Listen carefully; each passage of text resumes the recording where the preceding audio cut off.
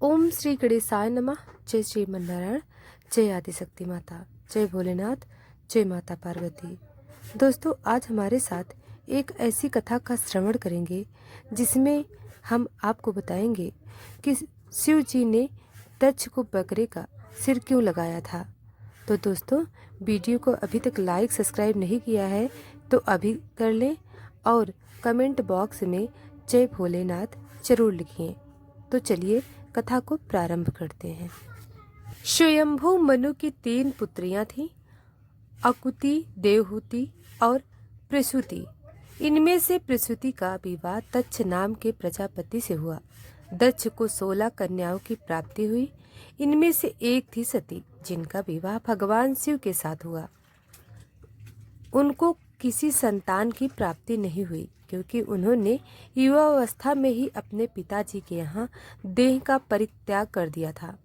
विदुर जी ने कहा, कोई महिला ससुराल में देह त्याग करे तो बात समझ आती है, उसको प्रताड़ना की गई थी होगी, लेकिन पिता के घर में आत्महत्या कर ले, ये बात समझ में नहीं आती।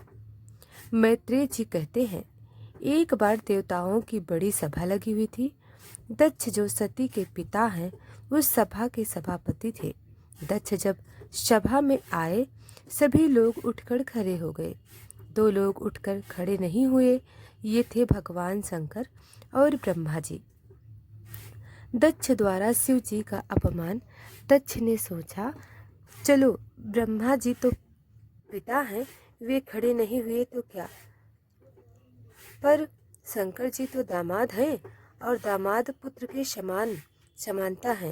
दक्ष ने सोचा, मेरे आने पर यह खड़ा नहीं हुआ, ये कितना उदंड है। मैंने तो अपनी मृगनयनी बेटी का विवाह इस मरकट लोचन के साथ कर दिया, इसको तो कोई सभ्यता शिष्टाचार ही नहीं।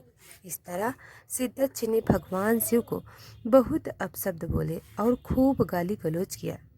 अब प्रश्न उठता है कि सभा में शिव जी उसके सम्मान के लिए क्यों नहीं खड़े हुए। तो इसका उत्तर है, शिव जी का उद्देश्य दक्ष का अपमान करना नहीं था। वे तो भगवान ध्यान में ऐसे निमग्न बैठे थे कि उनको पता भी नहीं लगा कि दक्ष कब आया। जब दक्ष गाली देने लगा तब उनका ध्यान टूटा। तब उन्होंने देखा दक्ष अत्यंत क्रोधित होकर उन्हें गाली दे रहा है। यही है आत्मनिष्ठ महापुरुष की पहचान। अगर अनजाने में कोई मर्यादा का उल्लंघन हो जाए तो उसके परिणाम स्वरूप समाज तो कुछ ना कुछ बोलेगा ही। उनके बोलने पर भी महापुरुष की कोई प्रतिक्रिया नहीं होती। इसी तरह यहाँ भी दक्ष गाली दे रहा है। शिव जी अपने ध्यान में बैठे हैं, उनके ऊपर कोई प्रभाव नहीं, ना ही उन्होंने कोई जवाब दिया। जब दक्ष ने देखा कि उसकी गाली देने के बाद भी शिव जी पर कोई प्रभाव नहीं पड़ा, तब उसने हाथ में जल लेकर श्राप दे दिया, आज के बाद किसी यज्ञ में तुम्हारा हिस्सा नहीं होगा। भगवान शिव तब भी कुछ नहीं बोले। दक्ष ऐसा श्राप देकर सभा से चला गया। नंदीश्वर द्वारा दक्ष को श्राप। उसके बाद नंदीश्वर को क्रोध आ गया।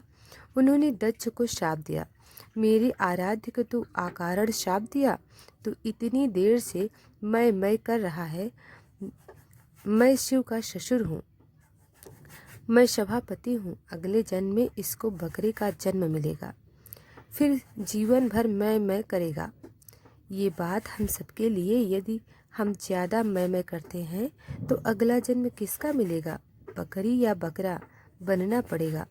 नंदीश्वर जी ने दूसरा श्राप ब्राह्मणों को दे दिया, तुम लोग दक्ष जैसे दुष्ट के यहाँ यज्ञ करने आए हो, तुम्हारी विद्या केवल जीविका के लिए रह जाएगी, तुमको ज्ञान कभी नहीं होगा। भृगु ऋषि द्वारा गणों को शाप। अब ब्राह्मणों के गुरु भृगु ऋषि बड़े क्रोधित हुए। वो बोले, हमने क्या किया, हमें तो अकारण ही शाप दिया। उन्होंने भगवान शंकर के गणों को शाप दिया, जितने भगवान शंकर के भक्त हैं सब पाखंडी हो जाएंगे, ना स्नान करेंगे, ना ठीक से पूजा करेंगे, भांग पिएंगे और हड्डियों की माला पहनेंगे। ये सब चीज़ें तामसी हैं। आज जो हमें शिव भक्त गांजा पीते, शमशान की राख लपेटे हुए हड्डियों की माला पहने हुए दिखते हैं। वे साप के कारण। भगवान शंकर तो एकदम सात्विक हैं। क्या वे अपने भक्तों को इन तामसिक प्रवृत्तियों के लिए अनुमति देंगे? उन्होंने अनुमति नहीं दी। ये तो भृगु जी का शाप लगा हुआ है। भगवान शंकर ने देखा शापा शापी बढ़ रही है, अब यहाँ से चलना ठीक है। उन्होंने गढ़ों को संभाला और कैलाश चले गए। दक्ष द्वारा यज्ञ आयोजन। दक्ष ने कनखल क्षेत्र में यज्ञ का आरंभ किया। उसने ऐसा दुराग्रह किया कि यज्ञ में मैं विष्णु की तो पूजा करूंगा पर शिव जी की नहीं। देवों ने उससे कहा कि तेरा यज्ञ सफल नहीं होगा, फिर भी उसने दुराग्रह से यज्ञ किया। इस तरह दक्ष ने भगवान विष्णु, ब्रह्मा जी और देवराज इंद्र का निमंत्रण दिया पर शिव जी को निमंत्रण नहीं दिया। सती एवं शिव जी संवाद। हरिद्वार में कनखल नामक स्थान पर यज्ञ का आयोजन है। सारे देवता कैलाश पर्वत से होकर आ रहे हैं तो सती और शंकर जी को प्रणाम करके जा रहे हैं। सती ने पूछा, कहाँ जा रहे हो? उन्होंने कहा, तुम्हारे पिता के घर यज्ञ है और तुम हमसे पूछ रही हो कहाँ जा रहे हो। देवता चले गए। इधर सती ने भगवान शंकर से प्रार्थना की। बोलने में तो चतुर है। कहती हैं, हे प्रभु, आपके ससुर के यहाँ इतने बड़े यज्ञ का आयोजन हो रहा है। ये भी कह सकती थी कि मेरे पिता के यहाँ यज्ञ हो रहा है। अर्थ दोनों के ही एक है। लेकिन सती कहती है, आपके ससुर के यहाँ जिससे आपका संबंध ज़्यादा जुड़ जाए तो शायद चल पड़े। बोलने की चतुराई है। भगवान शिव मौन है। वे जानते हैं क्या घटना हुई है। बताने से सती को सिर्फ दुख ही होगा। सती कहती है, निमंत्रण नहीं मिला इसलिए शायद आप जाना नहीं चाहते। शास्त्रों में विधान है, गुरु के यहाँ, पिता के यहाँ और मित्र के यहाँ बिना निमंत्रण के भी जा सकते हैं। जब सती भगवान को शास्त्र का विधान बताने लग गई तो भगवान शंकर को हंसी आ गई। भगवान शंकर सोचने लगे, सारे संसार को उपदेश मैं करता हूँ, आज ये सती मुझे शास्त्र का विधान बता रही है। शिव जी ने सती को समझाया, देवी तुम ठीक कहती हो। गुरु के यहाँ, पिता के यहाँ और मित्र के यहाँ बिना निमंत्रण के जा सकते हैं, पर यदि जानबूझकर निमंत्रण नहीं दिया गया तो वहाँ बिल्कुल नहीं जाना चाहिए, क्योंकि उसके अंदर कोई ना कोई द्वेष है। वहाँ जाने से भलाई नहीं होगी।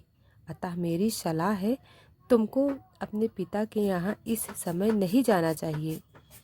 इतना कहकर भगवान शंकर मौन हो गए, क्योंकि पता है दक्ष पुत्री है, अपनी बुद्धि बहुत चलाती है, पता नहीं मानेगी या नहीं।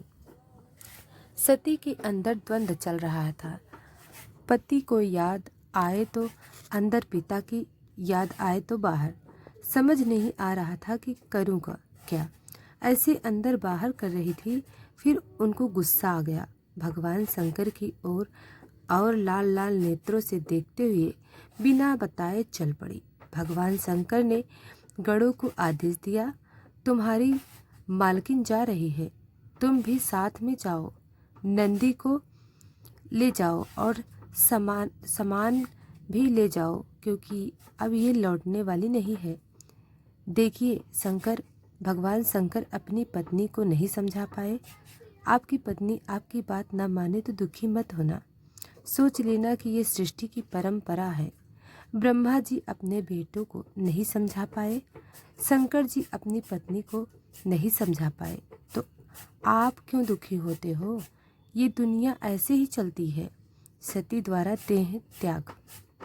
सती चली गई। भगवान शंकर को कोई चिंता नहीं, वे ध्यान में बैठ गए। आगे पिता दक्ष के यहाँ जाकर सती ने देखा भगवान शंकर का कोई हिस्सा नहीं। भगवान शिव का अपराध किया गया है। यह सोचकर सती जी को क्रोध आया और उन्होंने अपने पिता से कहा, मूर्ख पिता, क्या महादेव जैसे देवता दुनिया में हैं? सती ने कहा, दक्ष तुमको छोड़कर इस विश्व में कौन ऐसा व्यक्ति है जो शिव का विरोधी होगा? कोई विष्णु विरोधी हो सकता है, ब्रह्मा विरोधी हो सकता है, पर शिव का विरोधी तो रावण भी नहीं था, कुंभकर्ण भी नहीं था, जरासंध भी नहीं था, हिरण्यकश्यप भी नहीं था। ये सब शिव भक्त थे। शिव इतने दयालु, इतने कृपालु हैं कि अपने भक्तों के लिए अपना सब कुछ दे देते हैं, अपना भी ध्यान नहीं रखते। तुमने उनका विरोध किया। शास्त्र में लिखा है, जहाँ गुरु का और भगवान का विरोध हो रहा है तो कानों में उंगली लगाकर वहाँ से चले जाओ। जो सुनेगा और विरोधी नहीं करेगा उसको भी पाप का भागी बनना पड़ता है। सती कहती हैं, मैं तेरी जीभ तो नहीं काट सकती, पर अब मैं लौटकर कैलाश भी नहीं जा सकती। शिव तो परम दयालु हैं, वे तो हमें स्वीकार कर लेंगे, परंतु दुष्ट दक्ष, ये शरीर तेरा दिया हुआ है। तेरे जैसे दुष्ट के दिए शरीर से मैं वहाँ नहीं जा सकती।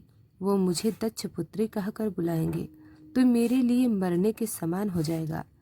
इसके बाद सती ने भगवान शिव का ध्यान किया और यज्ञ में उत्तरी दिशा में बैठकर योग के माध्यम से अग्नि को प्रकट किया और अपने शरीर को भस्म कर दिया।